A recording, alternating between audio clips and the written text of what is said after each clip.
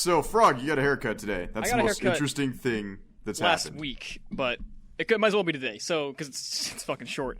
So, my mom is friends with a bunch of people that I'm not friends with. Can you imagine? No. Yeah, imagine that. Different age groups and different social groups lead to different friends and associates. I got Yeah, can you understand it? Yeah, I guess you would. Yeah. But so her friend, when I was around her at some point, apparently told my mom that like, oh, I don't like his hair. It's growing weird. So, and What is it? What? I'm fucking butchering it, but point being, I mean, your hair grows. Little does an Frog inch a realize month, she was like, just talking about him. point being, she's a hairstylist is the idea, and some like Midwestern term. Yeah, I don't like the way his hair is growing. It's like, okay, I don't know well, what, get him I circumcised. wasn't there for it. I don't know what she actually said. Point being, my mom took me to her to cut my hair because she's actually apparently like a hairstylist. I didn't know that. Your mom? No, her friend. I was gonna say, like, how have you lived with your mom like your entire life and you didn't know she was a hairstylist? Like, My mom's a teacher. Oh, there's all the hair just laying on in the kitchen floor, Mom. What is this? It's dinner. I was wondering where all the hairballs came. Oh fuck! Was getting in hairballs? But yeah, Okay, so okay. I go. So this friend just did her word of mouth marketing of her barbershop for your mom. Essentially, yeah. See, Yeah. my mom actually goes there for her hair, so it makes sense. So anyway, Does your mom's hair look nice? Yeah, she looks nice, and his mom looks she's a nice. huge Karen, but she looks nice for a Karen. Well, I mean, but is the hair like, I'm gonna take you to an all-you-can-eat buffet hair, or I'm gonna take you to Ruth Chris hair? It's Or it's somewhere can I in see your between manager hair? Exactly. where it's like Texas Roadhouse hair. No, it is. Can I speak to the manager? I am the manager. I don't care. Where's the manager? Kind of hair. Okay, so this is like the Bed Bath and Beyond first date hair. Sure. Okay, all right, I got I've you. never been on a first date to Bed Bath & Beyond, but I can imagine. Can't say so. Well, that's like where Karens want to go on their first date. Is like Is that where Bed Karens Bath & want to go Beyond. on their first date? I've never. How many That is Karens have you absolutely where dated? Karens want to go. I'm not saying I've dated them personally. I'm just saying, like, if I were to take a Karen on a date, I would take her to Bed Bath & Beyond and then leave her while she was complaining that none of the fabrics go above 325 thread. Yeah. Okay. Yeah. No, it's reasonable. No, it's fine. So I'm getting my Anyway, hair Frog, cut. haircut. Go ahead. Yeah, I'm getting my hair cut by this lady. She's like just kind of getting my hair with a straight razor. I kind of like long, shaggy hair, so she's cutting it down to size. I don't like getting it short, like buzzed or anything. I just kind of like getting it trimmed down to so it's on my eyes. Okay. But yeah, like sometime during the cut, because it's like a longer cut, like I said. At some point, she mentions, I don't remember exactly how she mentioned it, but it's just like I think it was she brought up hobbies. She brought up hobbies, and I was like, what do you do in your free time? I was like, oh, I like playing video games and like watching cartoons. And she's like, oh, cartoons, yeah, my son watches those as well. I'm like, oh, how old's your son? He's like, oh, he's 25. I'm like, oh, fair enough. Like, what kind of stuff is he into? He's like, oh, I don't know. It's some kind of Chinese thing. I can't understand why he watches No, those she things. knows. You know, she's lying. She knows exactly what it is. No. But she's like, She said they're Chinese, and she said I don't know how we can watch them when you can't understand the language they're speaking. It's like just watching like the original Chinese dub of Jackie Chan Adventures, where like instead of thanking like their ancient martial art technique, they thank Mao Zedong for his ability to fight. Yeah, but it actually called back a memory in my mind because I when she said that I was like, wait, because I'd met someone at the campground, which my parents are like, that's where I met this person originally. Like my parents like where they're camping and stuff. And their son was over one time, and he had this computer doing like Monster Hunter World or whatever. And I saw on Discord he had a profile picture of like the cell from Cells at Work, and I was like, huh. Which cell? White blood cell, The white red blood cell. platelet. Okay, It was a chibi white that's blood okay. cell. Okay, that's fine. That's okay. That's understandable. I think, or maybe it was I don't remember. It's hazy now. Okay, all I remember was the Cells at Work, and it was a chibi avatar, and I was like, and I think my lines connected that was the same person she was talking about because I just didn't remember very well, and I just kind of laughed internally really hard at the fact she called it Chinese cartoons unironically, and how it's something actually someone said for real. Well, I don't know what it is, but like it's like end stage boomers. So like boomers right before the boomer timeline got cut off, and then I think boomers gave birth to Gen X because I don't think there's anything between boomers and Gen X because boomers is like the longest generation group out of any of them. So it's like boomers, Gen X, and then millennials, which is where I fall into. And then like, fucked, and then a Z. Yeah, well, and it's like I don't know what it is, but boomers and their Gen X children, like, you know, if a boomer was born in 1946 and they had like a child when they turned like 19 and 20, like those early stage Gen Xers, there's got to be a generation between boomers and Gen X. I think they just adopted the boomer mindset, so it's like a continuation. Well, like I had to get my screen replaced at Best Buy the other day, and I actually, like, I'd made an appointment online because that's what they do now. And as I'm standing here in line, this boomer comes up next to me and just starts yelling at the guy at the cash register who was helping somebody.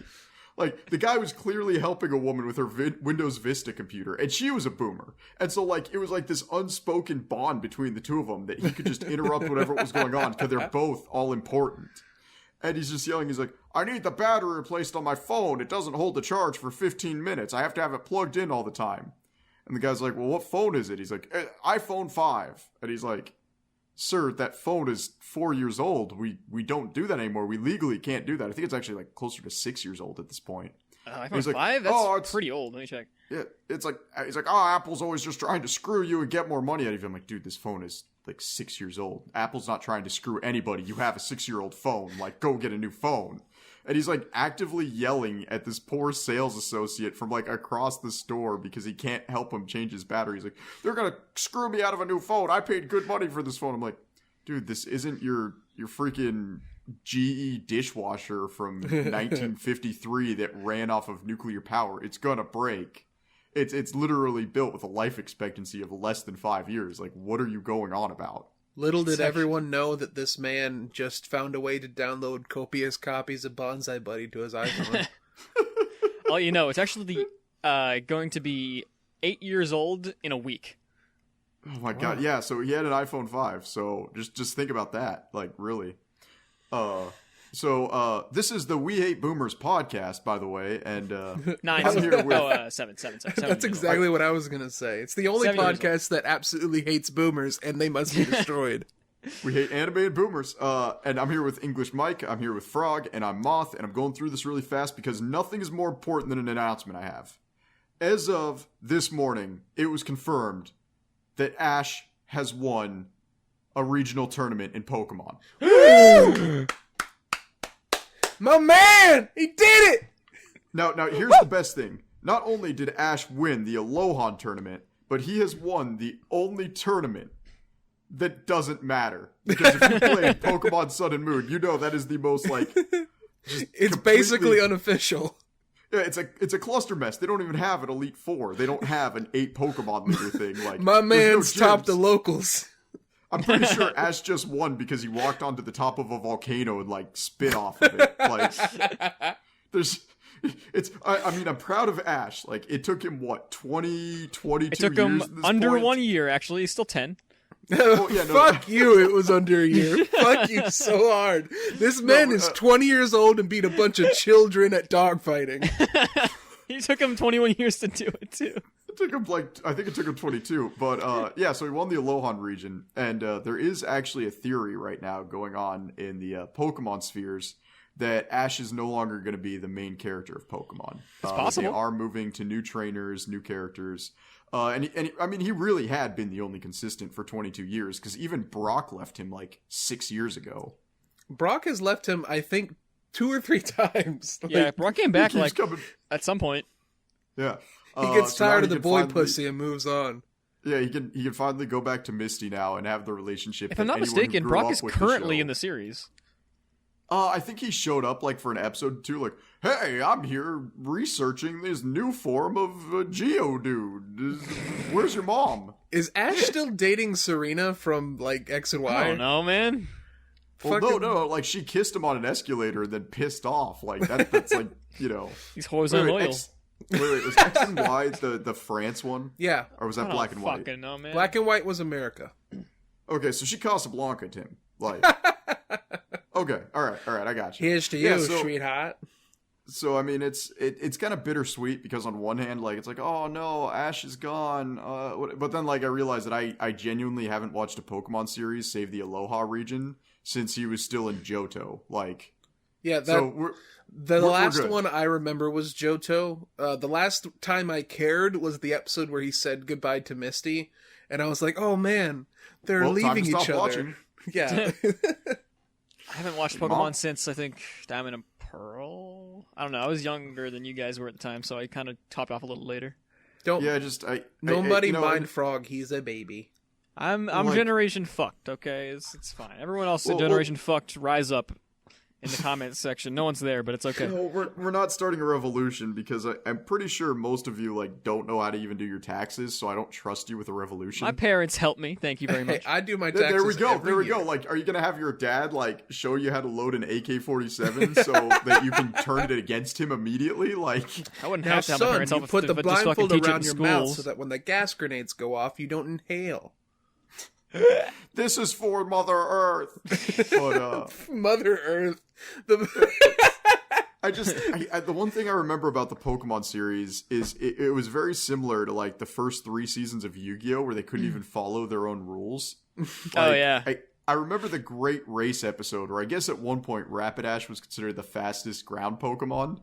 yeah. Maybe? It just a Ponyta evolves into Rapidash halfway through the episode. You're just like, all right, what?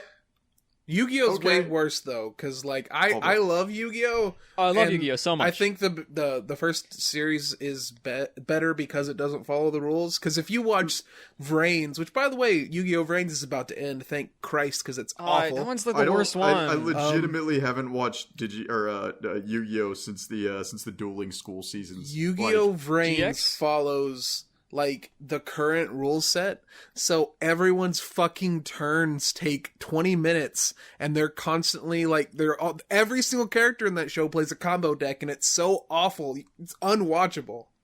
I seriously haven't played Yu-Gi-Oh since they had the Millennium Dreamcatcher deck. I don't remember who had it, but where you could play out of your graveyard, and that was the last time. Oh I yeah, played. that's like when graveyard things were new. Graveyard decks were a new thing.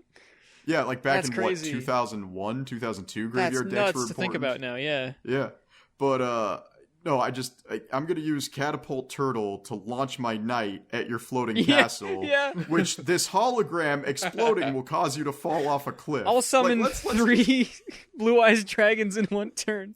My favorite like bit of there's a guy on YouTube, one of my favorite YouTubers. His name's Civet, and he has like a YouTube series where he breaks down like all the shitty things in Yu-Gi-Oh. I think I saw those. And, Yeah, those are funny. He he pointed this out, and I never noticed it as a kid.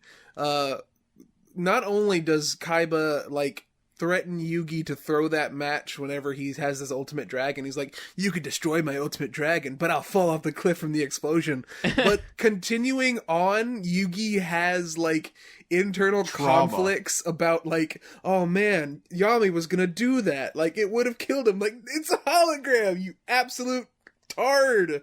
Remember when Yugi scammed the fuck out of Joey with the Time Wizard? I... yeah, Hey, take this Time Wizard that buffs my dragon. it's even worse than that. He gave him Time Wizard and was able to give him the Dark, what was it, Dark Sage in their duel against each other. Like Yeah. a total asspull. It's the only strategy that he has as a player is to summon Time Wizard and summon his baby dragon. And I'm gonna destroy your Dark Summon Magician. my baby dragon. Have you guys ever read like his crocodile card? Have y'all ever read the card text on it? It's written like it was done by him. It's I love Joey. Joey's the best. Joey's pretty cool. Oh yeah, no, I think Joey has consistently been everybody's favorite character. His, duh, yeah. Great grandson is in like one shot of 5Ds. Yeah, no, yeah. I Did- mean, did- that's like dub did- clip specifically. They don't say it in the Japanese apparently. It's just like in the dub. There's like this one thing where it's like, oh, is that Joey Wheeler? It's like, nah, it's his cousin Jesse Wheeler. So is it canon that Joey and Mai like bump uglies? Like I'm pretty sure it was. I don't know, but in the more recent Dark Side of Dimensions movie, like I would want to fucking I want to like Clown Town Bobby Brown, like what's her face, Taya's so fucking hot in that movie. Jesus Christ. Wait. Dark sides of what? Dark Side of the Dimensions. Dark Side of the They update all of Dimensions. the characters' like designs, and Taya Yeah, the new is Pink just Floyd album. so All right, good. Yu-Gi-Oh! This came out in 2016. Her name's Taya, right? Yeah. Like, Which one? The Joey sister? No, Yeah, no, like- that's not his sister. Oh, the brown. Yeah, the one that you no, forget. they just sharpened the models. I'm looking right at it. Like, they gave Joey more defined hair somehow, and Taya just... Yeah, they sharpened him up. It has like the Taya- DBZ thing where they start from like these soft kind of bouncy models to like these like sharp edgelords. Crazy. Literally, Taya just looks like a Mega Man Legends model, like, from what I'm seeing right now. It's just... She can model my dreams anytime, boys. She's still take it- 15! I still think it's like, without a doubt, If she's that 5Ds. 15, I'm 15. That's false. All right, I well, take it personally at 5Ds is the best series, and I will never let anyone take that away from anybody else. It's The really Five great Dragons? in the first. It's really great in the 5Ds is first so good. season. It's so good. So yeah, Motorcycles! we went from Pokemon, motorcycles, Motorcycle we went from Pokemon cards! to Yu-Gi-Oh for 10 minutes. All right. We did have something. We're gonna step away from anime and we're gonna come west for a little bit. We got two things to talk about from the west. First one, Steven Universe the movie. Now, Yeah. Oh yeah. I'm gonna paraphrase. Everybody at this point, I believe on this podcast knows, I do not like Rebecca Sugar. I think Rebecca Really? Sugar. I didn't know. All right. I think Rebecca Sugar is an amazing songwriter, but she has two horrible flaws as a writer. Is she feels that people learning to accept sadness is the only way a character can grow, and therefore by the time all of her shows and anything she influences is over, everybody feels like a hollow shell of themselves rather than they got better and they improved. We saw that with Finn the Human, where he just feels like a hollow shell of himself who's just going to deal with disappointment until the day he dies. And honestly, Relatable. by the end of Steven Universe, I feel like Pearl was just this hollow, empty thing. And I will say they tried to bring it back in the movie and like kind of really solidify her relationship with Greg. But at the end of the day, like, Rebecca Sugar's idea of character development is only war criminals should be happy and everybody else should learn to live with disappointment. Like, I know Yeah. you didn't watch it, Frog, and that's fine. No, I but did not. The biggest running theme in Steven Universe so far has been space Nazis are A-OK. Yeah, class systems are okay when rocks do it. Yeah, Like, I don't but, know. I remember so- watching Steven Universe like a tiny bit in high school because my friend was into it, and just wasn't my thing. The So- Diamonds literally dropped an A-bomb on an entire world, mutating their own people into monsters, and they're just like, "Nah, we love our daughter. That's you now, I guess." Trans rights. It's no, we're not going to go that far. Like, it's actually, I will give Steven Universe this, is a lot of people want to give Steven Universe crap, and they want to say stuff like, oh, it's so social justice warrior happy. If you actually sit down and watch Steven Universe, they take everybody seriously. Like, they have a character that's kind of supposed to be like the pseudo Alex Jones character. He's the Fry guy's son, the guy who owns the fry shop. He's the eldest son, and he wears like a Guy Fieri like fire shirt all the time. And he has curly hair, because curly fries.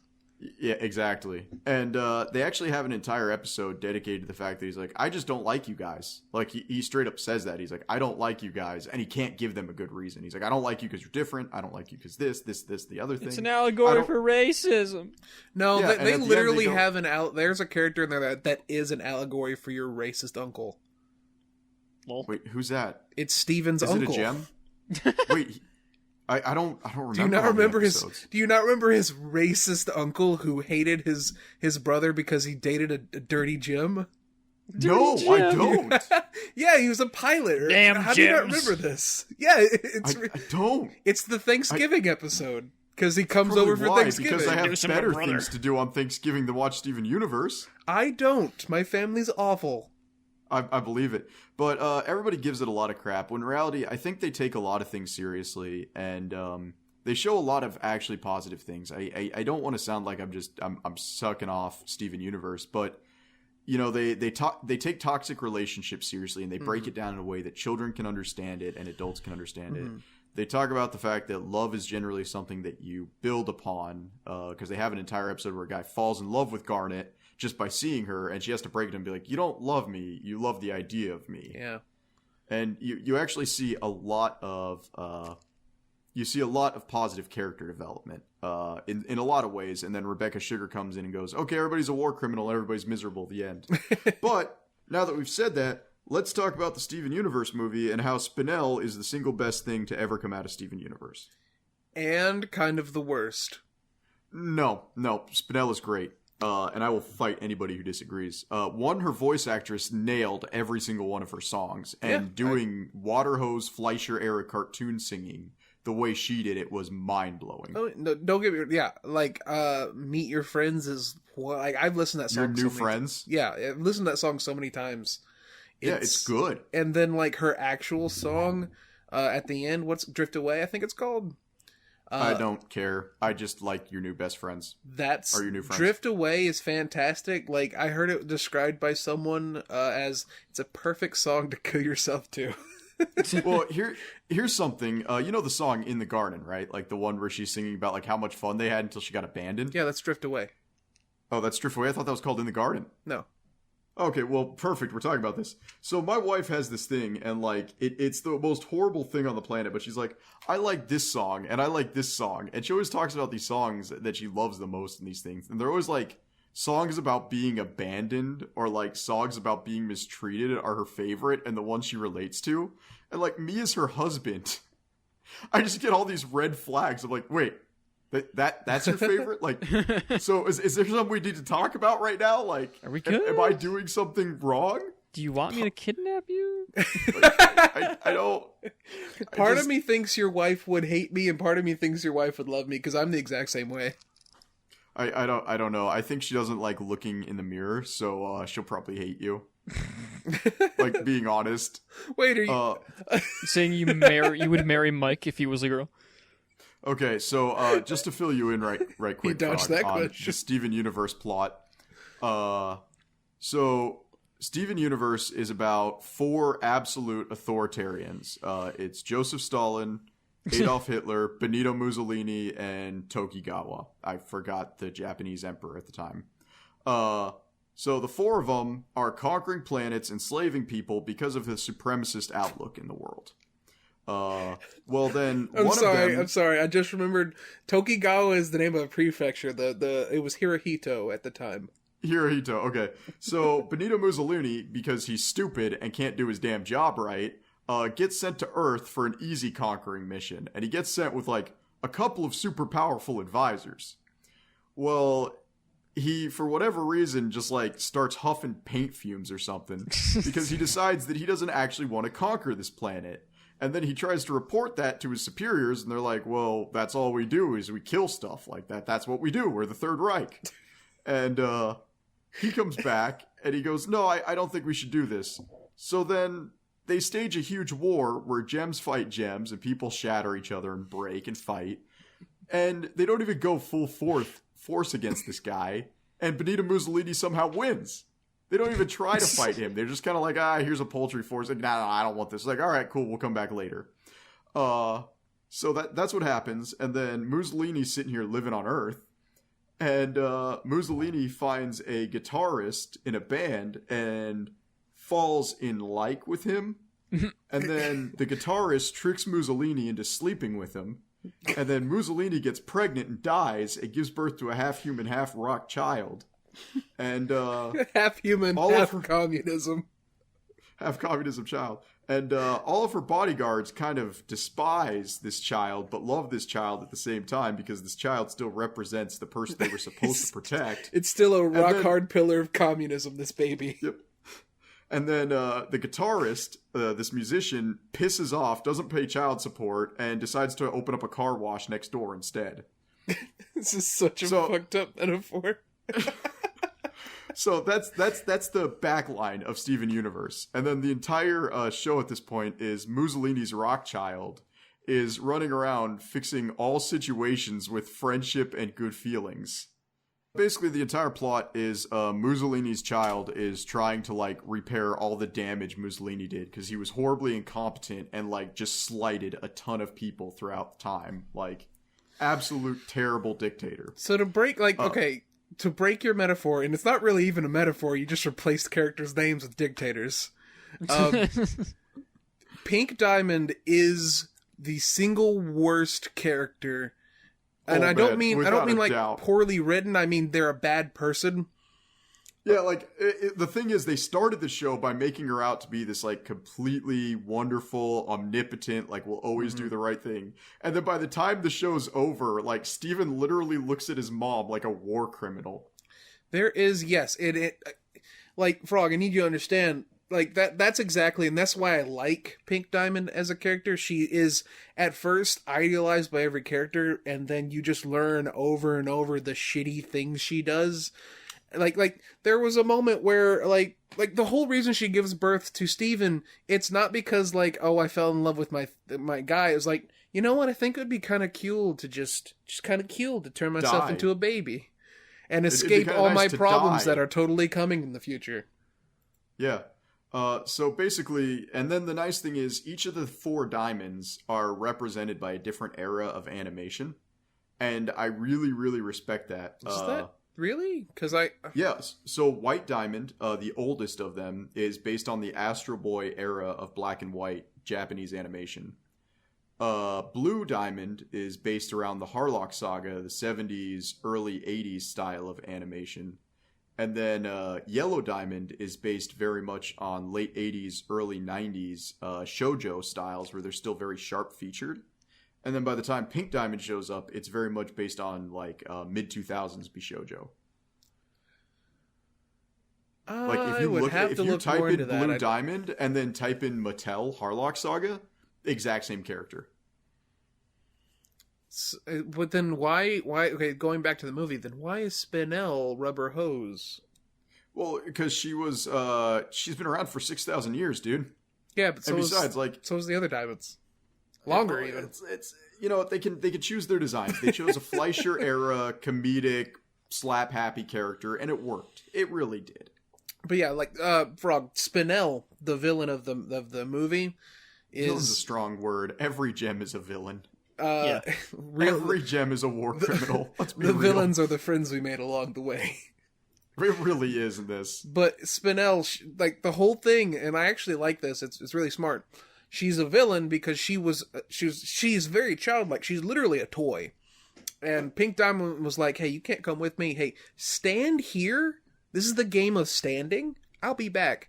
And she stands there playing the game of standing for 6,000 years. And then a broadcast pops on in the garden that she's in that says, "Hey, that person that you're playing this game of standing with, yeah, they're dead. Is dead. And they're me. And I'm going to go live a happy life now. Peace out, Girl Scout." And she sees this and gets like totally like I assume because her actual like form changed. So I assume the anger actually made her pop and then reform as the evil Spinel. And she just got a big old space drill with some space poison in it and is like, "You know what? Fuck you. You're the fucking worst. Your mom's the biggest piece of shit in the world. I'm fucking you up." And that's the setup for the movie. And it's really fun. Yeah, it's in the movie, I will say, even if you don't like Steven Universe, the movie doesn't deal with a lot of the social issues that Steven Universe dealt with. You don't feel like at any point you're being hit with social justice propaganda. And once again, I actually never felt that Steven Universe was super social justice heavy. I always felt that it actually tackled everything very moderately.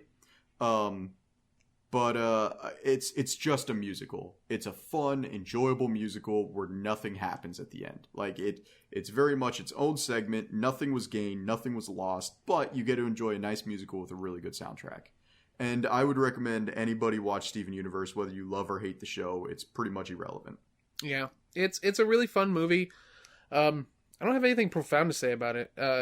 Spinel is the next Rule 34 listing, like that's for sure. I do not like I don't like her design at all. I liked my damaged characters. I like them quite a bit. I identify with them, but I think Moth's just like, A character where's the design's closest like just really girl dumb. with the fucked up personality I can find? I don't know, man. Oh no, it's I mean I don't know. I like her design. She's got the best design of any gem I've ever seen. And like if you're thinking about like, because you got to realize the gems are in a caste system. If I had to have a job, I would want a Spinell's job. Like She's I just basically wanna be a clown. court jester. Yeah, like I want to be a clown. I want to be clowning. But We clown so meat that's- now. So that's all I have to say about Steven Universe. And before we go into anime, Mike, you wanted to talk about Seis Manos. Seis Manas. Seis Manos. Oh my! It's Spanish. It's seis manos. Okay, so say tomatoes. Gotcha. Cease manure.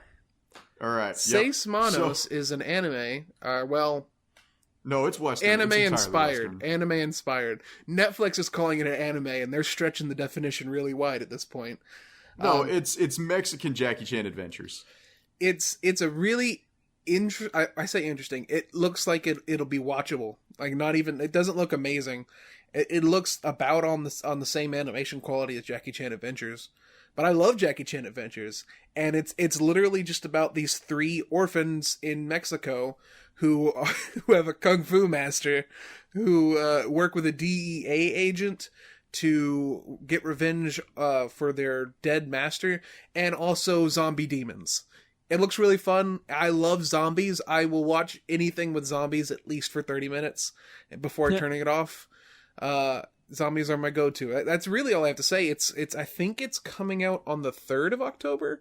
So It doesn't look like an anime so much as just looks like a Western cartoon. yeah, it's totally it's a cartoon. Netflix is Yeah. trying to call it an anime. Are they? I mean, like, Oh yeah, if you go to the Netflix, I can understand website, why they're Cannon like, Busters is called an anime because it's made in Japan. But like, this is just well, technically speaking, 90% of all animation is produced in Korea, even Japanese animation. So whack. let's break down them barriers, boy. We all anime now, and I hate you True. all. It's true. But that's Seis Yeah, Manos. so It's very simple. It looks fine. That's the best thing I can say about it. I was more interested in the other trailer you sent with the samurai Yeah, thing. speaking of American companies really trying to dip their toes into anime, Blade of the Immortal. Now, before we talk Is about that the trailer, Western at all? no. But Amazon is commissioning it. Like No, Amazon commissioned it. They aren't commissioning it. It's going on Amazon. No, but I'm pretty sure they paid for it. Like they didn't just pay for exclusivity. I'm pretty sure they paid for it, but I'd have to look. For those of you that don't know, Blade of the Immortal.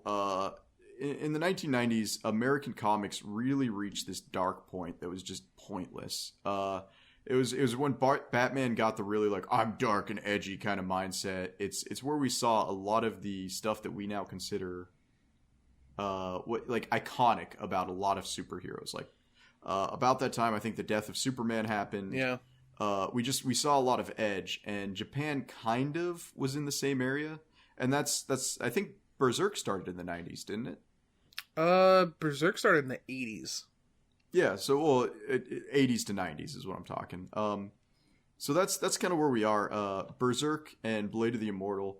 It was it's a dark seinen action based in the Edo period, Tokugawa period, something. Japan. It's in Japan during I want to say during some of the Warring States periods. Mike, do you know actually more about it than I do? I just know it started in like 93. I don't know that much about the Blade of the Immortal. I know that it had a previous adaptation back in the 90s. It's basically about an immortal swordsman who is cursed, and he will remain immortal until he kills 1,000 evil men. And it is gory. Like it looks really like it looks really good, but it could just be PV trailer, so who actually knows? But like the amount of like actual violence that's in it, it's really engaging for gorehounds, and I really, I like a good gore every now and again. I'm more of a story man, but the action looks like it's gearing up to actually be pretty good, and that's what I was looking really at that got me. trailer. You sent it in the chat earlier today, and I was like, I reacted to how good like some of like the cuts looked in that trailer. Not everything looked amazing, but like as far as it reminds me of Shimmerai Shampoo in terms of like the style. It's honestly like to visual me, style, not in terms of like theme. I'm trying to remember the anime that ended about the dude who had blades for legs and Dororo. arms. Dororo, right. I hate you so much. It kind of was like, hey, Dororo's over. We need another dark, edgy, feudal era anime to pick up after Dororo. And that's all I could think when I was seeing the Blade of the Immortal trailers. I'm like, so it's just Dororo 2. Like, and I know like when these things came out and everything, but the weirdest thing about it is that both of them were remakes of a previously adapted story. So it's like extra weird. It's like Amazon was like, you know what, Dororo's pretty popular. Let's get the rights to this thing. It's pretty wild. I got no idea what's going on, but Amazon for whatever reason is just like really nailing 80s 90s era action senens, and that's like all they're interested in. I mean, I'm not complaining here. I like that kind of stuff. Yeah. We got Vinland Saga, we got Dororo, we got Blade of the Immortal, and even before that, we had Kakakuri Circus. Like, and they also have I don't know if you watched it, Moth, but there's also Banana Fish they have, and that's it's about gay 90s detectives. Wait, I thought Banana Fish was the one where the dude fucks a mermaid. That's I don't know what that one is actually. That's just The Little Mermaid. No. There's it's called like Big Blue or something. Deep Blue? Oh, you're thinking of Deep Blue number 3? I think so. Yeah. Perfect Blue. Yeah, Perfect. No. Is it Perfect Blue? Yeah. No. Perfect Blue is the Satoshi Kon movie. I know. I'm Perfect joking. Perfect Blue is the weird idol thing. Yeah. That's a good movie. No, I'm thinking of I'm just gonna type in blue anime mermaid and see what comes up. Bunch of crappy DeviantArt pictures. I'm actually like trying to. Blue Submarine. Yeah, I thought it was Submarine. I wasn't sure. I'm having like an aneurysm here. Blue Submarine number 6. I'm just. All right. Well, it took me that long to remember what that was called, but dude bangs a mermaid. It's the first Monster Girl thing. Probably was the first like widely available Monster Girl thing. I say widely Squid available. Girl. Tenchi Muyo was, but whatever. Actually, there was back in the 1970s. There was an anime where a guy is randomly chosen to represent Earth, and if he doesn't beat the Demon King's daughter, the Demon King's going to destroy the planet, and he wins by proposing to her, and it's a demon harem. 1970s, we had it. That premise is almost interesting, and then you call it a demon harem, and I'm checking out. Yep. Well, it's a harem between his girlfriend and his demon lover. Oh, he already has a girlfriend. Okay, I got you. Yeah, he already had like an established girlfriend, and I think I told my wife, I'm like, now that I'm married to you, I'm committed to you. But at any point while we were dating, if Monster Girls had become a reality, I'm sorry, but it's over. Ask I Elon love my Musk. wife. He's the closest to come there. I love my wife dearly, but she already knows that if we start getting like serums and injections, like I'm gonna wait till she falls asleep and then just bloop. Moth is secretly funding Elon Musk's hunt for Monster Girls. Yeah, absolutely. I you know what? If he can even like start splicing normal human genome for that kind of stuff, I'd love that. You gotta supply your own genome for it, though. Yeah, exactly. Like, oh god, that means the first Monster Girl is probably gonna look like Elon Musk, and I don't think I want that. You know what? I guarantee you, he's already been waifu-fied. I've seen it. But, I've seen it. Like, it's not something that I touch myself to, but it's there. Yeah, so I get hard, but I'm not gonna touch it. I'm not. I will. Damn it! I'm trying to think here. I will say. I don't like Amazon's anime selection. It feels like it feels very bottom of the barrel. Like we either get this weird stuff from the 1980s or 90s that never really saw the light of day, or we just get hyper-violent modern stuff. And I like hyper-violent. I don't like blood. It's weird. Like if I'm going to see somebody get murdered, I want to see their ligaments break. Like I want to see all the tendons in their arms snap. Like I want to see organs pop out. I don't like the cheap. If I cut half of your head off, blood just shoots out. Yeah, I want to see their brain you want cage. like that one scene from Akira where that guy gets destroyed by gunfire. Yeah, exactly. I want to see somebody get shredded. Like, I think buckets of blood is cheap. You want like viscera, not just paint. Yeah, I want to see human anatomy flying everywhere. Like, Corpse Party ovas was actually really good. You keep mentioning those. Of visceral ovas, I actually, I forgot to mention this to y'all, but I figured y'all wouldn't even know what it is. I watched a 4-part ova series here recently called Alien 9, and I'm actually like gonna make a YouTube video on it. Ooh. It's that. Like, Moth, I don't think you're gonna like it. You're gonna look it up and see the character designs. These are children. Yes, they are children. They are 9th grade children who these don't look like 9th graders. These look like 4th graders. But they are forced to hunt alien invaders as part of a school club. And it's got like this weird, because they're cute. If you look up the characters like Moth just did, they're really cute. But the aliens they're fighting are horrific. Like, in some cases, body horror monsters. There's this one that eats one of them and replicates her face 1,000 times. Yeah, it's really unsettling. And not only that, but like, it eats her, convinces her that he is her brother, and there's a scene where he puts this inside her head, his head on top of a boy's body, and he just walks into the room and lifts up her shirt and forces his face into her, and all the while she's saying, "Welcome home, Oni-chan," and it's so unsettling, and it's great, but like, I don't know if I'd recommend it to either of y'all. And I'm not saying like as a criticism thing. It's not for everyone. Moth, I don't think you'll like it because it's cute. Frog, I think it's a little too slow for you, but it's really fun. Like, I liked it quite a bit. Slow stuff. I like slow things. It's only 4 episodes long, and it's really the music is It's really got that unsettling. As Madoka well. I can watch it Magica 4 thing episodes. where it's Serious? like- Come on. I'm It's not got like this mad Madoka at Magica patient. thing where it's I watched a 2-hour movie today, for God's sakes. And it's Alien 9 is also from 2002, I think. It's really old.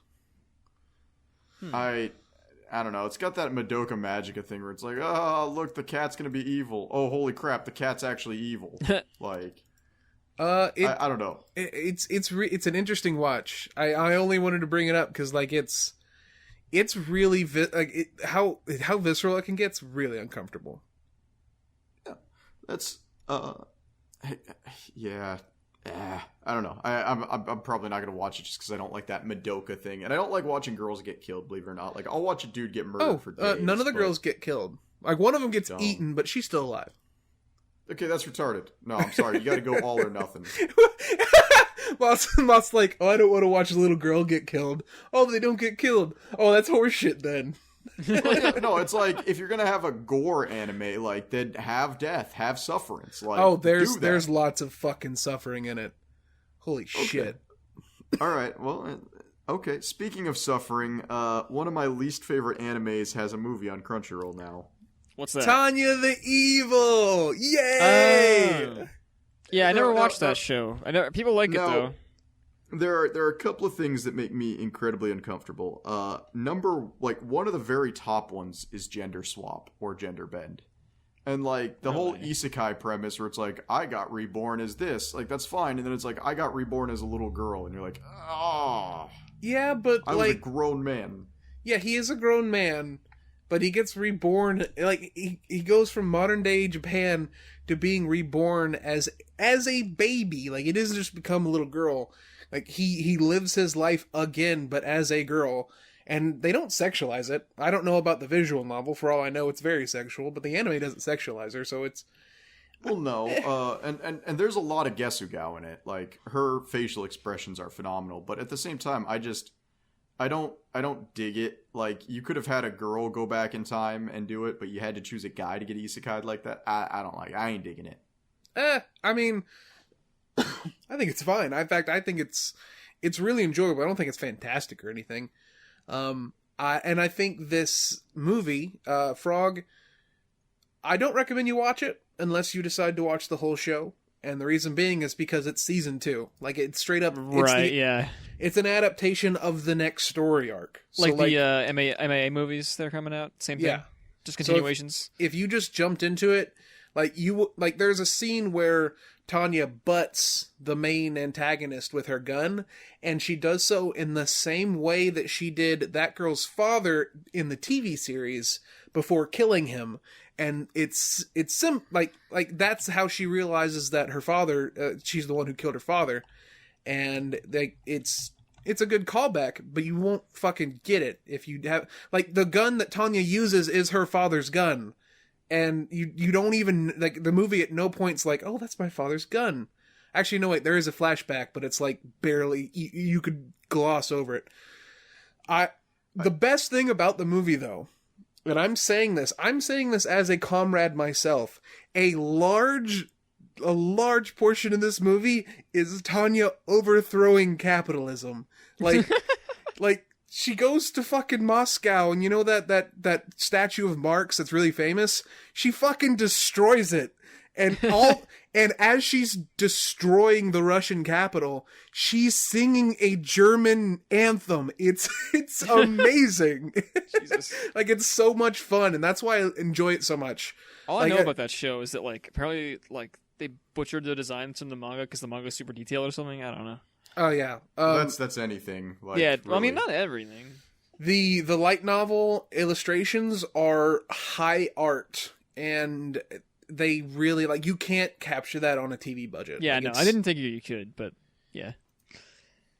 I love it though. I really, if you watch Tanya, I recommend giving Tanya a shot. There's some good shit in there. I almost made my first YouTube video on Tanya the Evil, except my script sucked, so I drafted it. But it's really good. Fun watch if you're just looking for something fun to watch. Speaking of something fun, Moth, have you watched the new One Piece movie? Is it even out yet? No, Stampede is not out yet. Do you know anything about it? It is. So the plot is basically, it's another one of those. Hey, we're just gonna do a one-off movie to celebrate another year of One Piece. So don't expect anything plot relevant. I think with the last one, One Piece Gold, the only thing we really saw, and it might have been before the anime showed it, is that Lucci is back and that Lucci is pissed. For those who don't watch One Piece, Lucci was probably, up until recently, Luffy's hardest fight. Lucci really pushed Luffy to his limits. A lot of people actually believe Luffy's fight against Lucci is probably one of the most tense ones. That being said, I mean, his fight against Doflamingo felt very weak, in my opinion, even having read that section of the manga. The Doflamingo fight wasn't very strong, and the Kakaguri fight is probably the closest thing to the Lucci fight, but at the end of the day, the Lucci fight still stands as a big thing. So the last movie introduced that Lucci is back and he's pissed. With this movie, I don't think we're going to see anything plot relevant, but it's basically, hey, we're inviting all the pirates to this island to get bounty hunted by bounty hunters, basically. Okay. So everyone's going to be there. I think the worst generation is going to be there. And I think the big goal there is to have a lot of fan favorites on screen again. Right, yeah. And I mean, as far as movies go, that's exactly what you want. It's going to be a bunch of fan favorites. I'm not too sure how I feel about the art style or anything like that. I'm gonna have to reserve a lot of judgment until I see the movie. Yeah, that's how I feel about a lot of One Piece. The art style is pretty whack. I like the art style of One Piece. I think it's too much shit just because it's different. The current arc is really good. They've completely shifted up the art style. Oh, you mean for the anime? Because I saw like the 20-second opening. Yeah, that. And it looks really good, actually. Yeah, it has like this right now. DBS Broly style like loose line work, and I really like. One Piece bad. I will murder you. Shut up, cringe baby. No, it's shut up, piss it's baby. Good. Yeah. One Piece is really good, and I'm liking it. And, so I don't know. I'm gonna watch this movie, and I'll tell you guys how I felt about it. I'll probably watch it. If there's anything plot relevant. Well, it's a good thing that you're thinking about watching it because apparently it's coming to theaters in the fall here in America. Oh. Wow. I better get the sub and not the dub. Fuck you, y'all are lucky because you get all the cool movies in it. We don't get no anime movies here. I want to see like the new MHA movie, and I want to see Promare so bad, but I gotta wait till it comes online. So see, by the time this episode airs, Promare will have already done its time in America, but we're excited for it. Like, I'm taking my wife to go see Promare because I get to see Kamina again. All I ask is you guys don't tickets spoil today. me for the next couple months. So until it comes fucking online. excited. That's all I Promare, ask. man. Woo! When you're hearing this, you missed your chance to watch Promare, but fuck, my boner's just engorged. I cannot fucking wait. Ah! I'm happy for you. I can't wait for Good Fire Force. Yeah. Moving right along. It's a shame that all we the got- ideas from it were stolen. That's not. moving- That's just no. Moving right along, just because we're going to do something a little bit different this episode. We got a lot of video game stuff to talk about. But before we talk video game stuff, there's one last thing on anime that I really wanted to touch. And mangas come out every week. We have a new manga out every week. Dozens of new mangas out every week. And some get canceled, some stay. There's one that caught my attention for a very interesting reason. And I had Frog read it. I don't know if you saw it, Mike. I did. A new manga came out called Nearby Muscle Girl.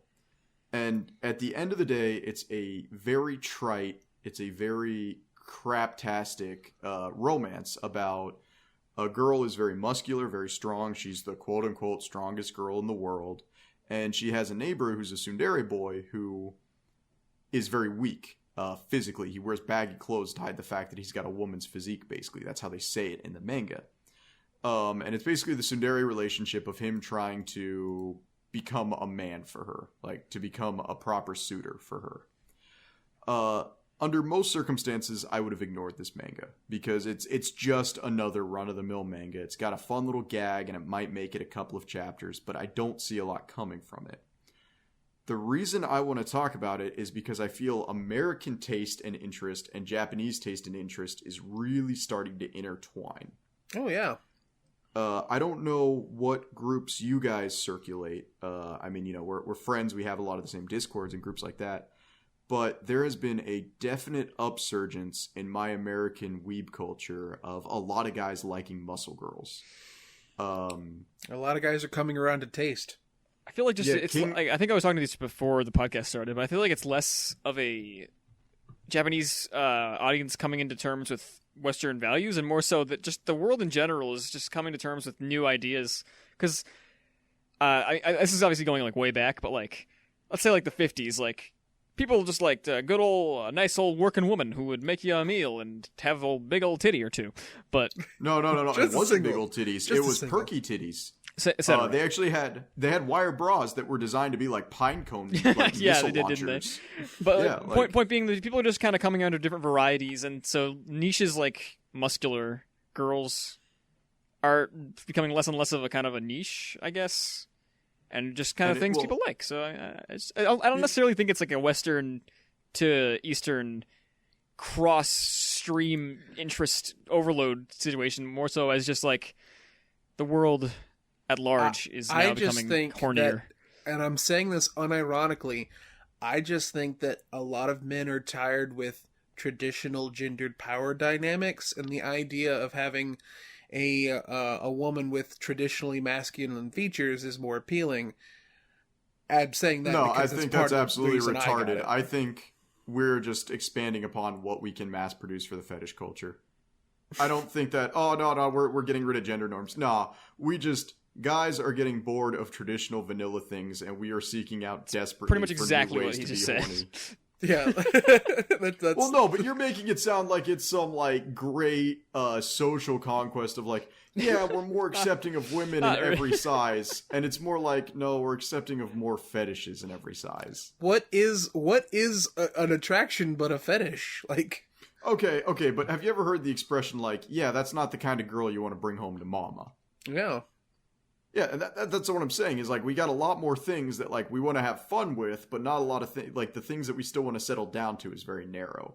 So I think that, dude, I'll tell you right now, if I see a muscle girl and she's into like big guys, man, oh man, slapping a fucking ring on that, I'll take her to her own mama. You got this muscle girl who can't have certain carbohydrates, so she like force feeds you so she can live vicariously through your gut. Oh god. Like, listen, Moth. Mike, here's another donut. Here comes the airplane. Moth, I hate you because you just made me realize I like something. Fuck you. I've done that every episode. Like next episode, episode 10, we're gonna celebrate because I'm gonna get these two addicted to clown porn. Oh, Frog's already halfway there. He loves him some clown meat. I was meat like, clown. all right, we got meat arms. clown. Y'all haven't heard of Meat Clown, dude? Oh, yeah, you guys gotta learn about Meat Clown real quick. You're dating There's this some- fucking podcast so Everyone hard. listening to this podcast, go on Google right now and search up Meat Clown. You know, the thing is, that was a meme 2 years ago. That's what pisses me off, is I saw that meat clown picture 2 years ago, and I'm like, oh, okay, this is kind of funny. And then I wake up, like, 2 days ago, and one of my Discords just filled with people tard posting meat clown, and I'm like, where did this come from? I absolutely hate Meat Clown and everything that it stands for. Guys, follow my Twitter at Frog King to follow. I posted like 5 or 6 Meat Clown pictures. Mike refuses to like any of them, but I will make him one. It's okay. I've just got to say it. Modern memes, they've just become lol XD random, but with like a veneer of like not postmodernism, but like instead of the surrealism. kids posting him wearing Vans, they're now wearing like boat shoes. Yeah, Yeah, it's memes have It's no gotten longer- so ironic that they've gone past ironic, and they're just child memes at this point. You fucking it's, meat clowns. Meat Clown. Well, the point in which the letter E became a meme for about 2 months straight, I was just like, what the hell? E. E. Yeah, it's the same stuff, because when I was going through high school in the early mid 2000s, like I saw a lot of it, you know, the kids with the checkered Vans, you know, and then you had those like really cringy things they would print on their photocopiers, or it'd be like, I made you a cookie, but I eated it, or like Ugh, that was liking me, Nightmare and Before it fucking Christmas hurts. hadn't become trite yet, and you had all these things like. But now I just see like what kids laugh about, and it's, oh man, I'm gonna boomer for a second. I apologize. I got a boomer.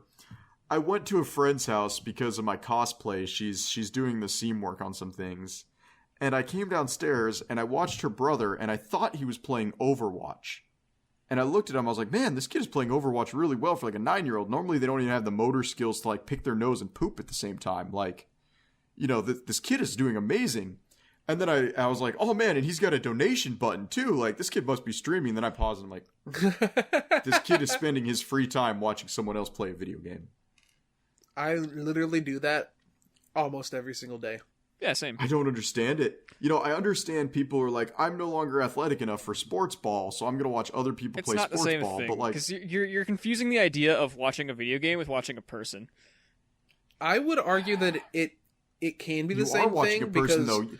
Because I it was don't just- have like there's a disconnect between my brain and my motor functions where I can't perform at high levels on most games.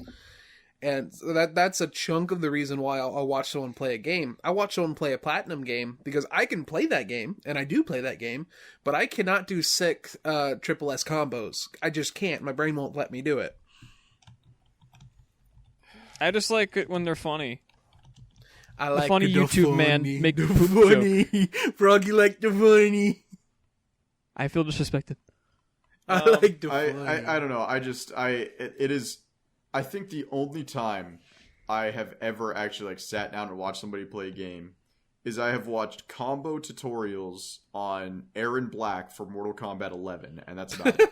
Oh yeah, you played 11. That game's like, Yeah, that's how I feel 11 about it. 11 is, I mean, still, yeah. I was okay with 11. It wasn't as good as 10, not by a long shot. But it was still fun. I'm excited now for Guilty Gear 3rd. Yes! We're going to talk about that real quick. so excited. What was cracked me up is I felt like for the first minute of the Guilty Gear trailer, it was the exact same trailer that they announced. It's just at like recut Evo. footage, yeah. Yeah, it's literally recut footage with the song repeated. Yeah, And it's a then little they- longer though. But then, everybody's darling child, May, shows up. The fuck was And- that? It's like fake screaming. Oh, okay. Now, talking about, this is something I really want to hit. May is a fan favorite. But what's more important than that is when I saw May's character design, I drew a connect. There's a big issue with Mortal Kombat 11, especially 11, is a lot of the female characters went through a rework. And there's like going through a rework where it's like, yeah, we've updated the model, we've done something like, Bayonetta went through a rework between Bayonetta 1 and 2, where it was like, oh man, we got Beacombe chick, and now we got I want to speak to your manager chick. Nice. Like, you know, we've seen a redesign. With Mortal Kombat, they drew a lot of ire because, like, well, where'd the tits go? You've made every single character up to this point, like, D-cups. Like, you know, and everybody was annoyed. It's like, oh, people are censoring, you know, it's not fun to have, you know, lack of sexual characters anymore. And while I kind of agree to an extent, I'm like, okay, redesigns are fine. I definitely think the Mortal Kombat redesigns went too far.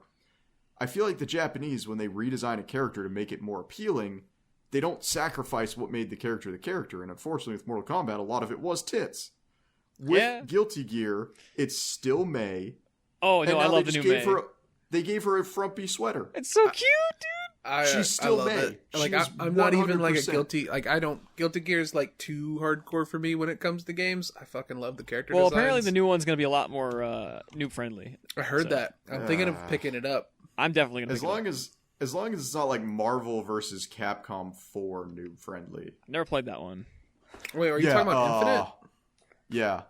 Yeah, Infinite's garbage. It should not exist. Like, it didn't even show up at EVO. Like, nobody cared. Well, that's actually because the people at was it Marvel or Capcom? I don't know. They wanted to use them to use their stupid tournament rules, which involved really unbalanced like Infinity Stone bullshit. Yeah, yeah, fucking Not because the game is bad, but because they forced them to use this dumb system, and they're like, you know what? Nah, we're just not going to do that. I unironically love that system because it's so funny. Did you hear about this, Moth? No, I didn't. What's going on? I heard about the controversy where Disney came down and was like, yeah, now that we own Marvel, all of our characters have to be slightly better than the Capcom characters. Yeah, that's some weird shit. But this is just tournament related. Basically, because there was it was basically like Capcom being like, okay, Infinity War's coming up, and we have the Thanos in our game, and there's Infinity Stones in the game. What if we made it so that if you win a certain tournament, you can get an Infinity Stone that will give you an advantage where you can do dumb shit. Like, fuck. One of them, I think, was that you could delete a loss in a fight. Like, what the fuck? There was one where you could like summon. I don't know. It was really dumb. It was not balanced at all. And it wasn't like an in-game thing. It was just an added rule. And if you happen to win a tournament, you would have a little stone, and you could have. And it was kind of cool. If you beat someone who had a stone, you would get their stone. So you could have multiple stones. You know, I feel like I feel like I can see where that's coming from, but that has no place in a competitive scene. Of course not. Not even close. I don't remember, but I think the Power Stone made it where you could get the first hit in a game that has infinite combos. Jeez. Yeah, so it's Marvel vs. Capcom 4 was bad, and that is, I would almost say, 100% Disney's fault. But I also have to fault Capcom for, like, was Disney easy combos. That? Was Disney like? Did Disney own Marvel by that time? Yeah. Yes, they own. In fact, Marvel vs. Capcom 3. I don't even know if this is still the case. You could not download Marvel vs. Capcom 3 on the PS Vita store for like years. Oh, wow. Yeah, that's because Capcom lost the rights.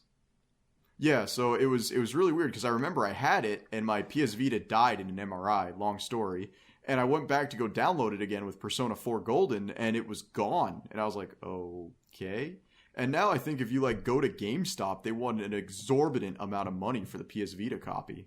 Yeah, it's because it's completely out of print, and I don't even like. I know you can still get it, but it's really hard. I know they re-released it. Let me take a look real quick. Marvel vs. Capcom PS Vita.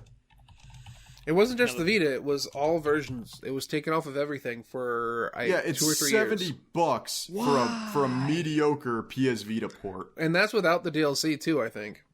Yeah, that's just the stock game. So you don't get no Ghost Rider or none of the others. So you know, if you guys didn't know, I already hate Disney, and now I hate them even more. I did post in the chat. Frog went ahead and posted May's original her new character design versus her old character design. Yeah. The big thing I want to focus on is how much like older she looks now. Like the game apparently takes place like after the Rev story, so this is like the characters have aged up a little bit, which is cool. Oh, she's so apparently cute. It's not very far, so it's not probably terribly less than far. 3 years. But still, like you can tell she's aged, and that's cool. It's neat. Yeah, and it's, I do feel like she has lost a little bit of her pirate aesthetic. Like, I'm sorry, putting a skull and crossbone on top of a beanie does not make up for a pirate hat. But I feel like this is a very appealing character design change that doesn't sacrifice any of her character while making her new for the game. Oh, yeah, she's still cute and frumpy as heck, and she just likes, she just has a little beanier and poofier design aesthetic now. And it was really funny is before I started working out as hard as I do now, I did not get the appeal of wearing frumpy clothes. But as somebody who has to like constantly changes clothes to do like different workouts, it's so come nice. Home, take a nap. It's just nice to have frumpy clothes. You throw on the frumpy clothes, you be frumpy, you be done, you come back and you sleep. Like it's great. Mm-hmm. So her frumpy aesthetic looks great. I like it. I think May is a really good new character design. And Soul Bad Guy hasn't lost anything. Kai still looks stupid as hell. Kai looks so cool. What are you talking about? I'm 100% surprised that Soul Bad Guy doesn't have another sword to put his sword into again. I'm kind of angry. Didn't his belt buckle used to say something really, really offensive, and now it no longer does? I don't know. I remember Soul's belt buckle used to say something like absolutely horrible. I feel like I only got into Blaze Blue. Sorry, not Blaze Blue. Guilty Gear like really recently because I never played the game, but I've been watching Rev 2 a lot. Just because because that game is gorgeous. Said free. That's not bad at all. No, but I always implied like that grabbing his dick was free from it or something. I think it just means freedom, but no, I'm pretty sure it means like you can grow up my dick and I'm okay with it. Considering that if he takes off his headband, he turns into an interdimensional monster, it might be a little bit more about freedom. Oh, it's freeing his dick. Like his dick is the interdimensional monster all the time. It's true. Maybe that's why the Christian boy keeps killing him. Yeah, Christian boy's like, Soul, don't do it. And he's like, I just want to be left alone, please. I just want to fight that guy, that man. So yeah, we're excited for Guilty Gear. I think actually, I haven't dedicated myself to actually being good at a fighting game since the Dragon Ball Z one. DB Fighters. Yeah, DB Fighters was good. But I think I'm gonna sit down and get into Guilty Gear, and I'm gonna try it. Yeah. I really hope they bring Bridget back. Are you buying on PS4 or PC or what? Dude, on PC. Like, okay. I don't even use my PS4. I'm just wondering because a lot of people play PS4, but I'm getting PC. I know a couple of our friends. I got my Blue Fight stick still for PC. Like, I'm going all out. Oh yeah, do you have Central Fiction? What? Do you have BlazBlue Central Fiction? I have that game. I've been trying to get into it. No, I just have a BlazBlue Fight stick because the Xbox ones were PC compatible. Gotcha. If I ever get money and can update my thing where it functions like a normal computer, I'll be right there with y'all. Yeah. You know, the one fight stick I really want, and this is getting like really nerdy now, like we're reaching next levels, is I really want the ones where it has a WASD button instead of a fight stick. Yeah, the mix box. I saw this. Yeah, the mix boxes. Like, I really want a mix box. Yeah. But those are like $300. Yeah, they're really expensive fight sticks nowadays, especially those weird custom ones. Yeah. The thing is, the way I play my fighting games, I've talked about this before, I have a really weird setup where I don't like D-pad or a stick for it. I like WASD, but I don't like keys for the text. I like my face buttons. So I have I hold my controller in one hand with my right hand, and I used WASD with my left, and that's how I play fighting games. And people criticize me very much for this, but it works. It really works for me, way better than anything else. I've tried doing pad, I've tried doing stick, and then WASD just clicked for me instantly. I never had a problem with buttons though. The buttons always worked really well. I'm just imagining you playing with like the fucking the Xbox 360 keyboard controller. No, I don't think I'll be able to enter any tournaments anytime soon, but that's the way I am. No, but yeah, so the cheapest mix box you can buy, just so you know, like if you're curious, it starts at $250. Yeah, exactly. They're not cheap. And even then, it's actually not what I want either, because I don't like having to click the buttons like on a surface. I'd rather have them with my thumb. So yeah, well, and I guess the Universal Edition to get it to work with your PC is $350. Weird. Yeah, fighting games is a racket. No, yeah. So let's see here. It will work for only if you want PC very games. specific implements. You can play with a pad. Yeah, well, I mean, at the end of the day, like, I think the only time I've ever seen pros use a controller was either Super Smash Brothers or Mortal Kombat 10. You're not looking at enough fighting game tournaments. There's lots of people playing controller now.